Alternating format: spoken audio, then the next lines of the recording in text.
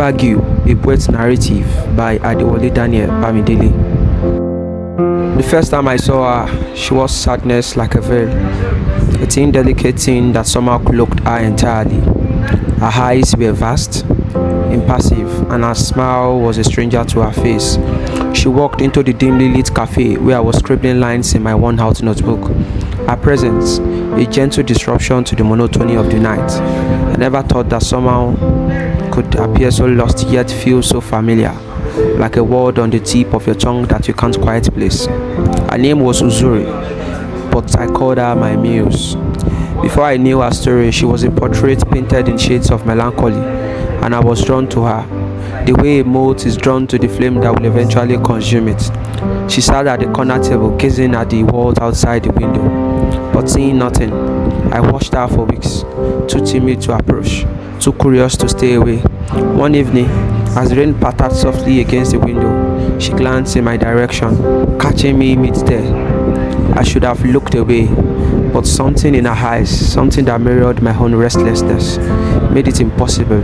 She walked over, every step deliberate, like she was contemplating each one. "Is that a poem you are writing?" she asked, her voice soft, almost apologetic, as if afraid her words would shatter the fragile silence between us.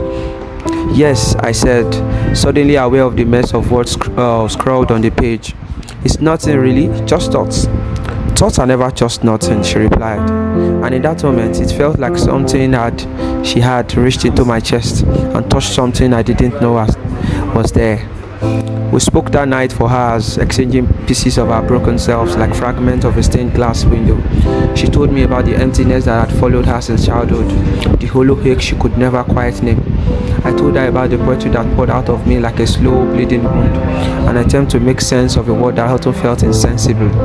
"There is a space within your heart," she said one evening as we sat by the sea, the waves crashing softly against the shore, a space that nothing feels, not people, not poetry, not love.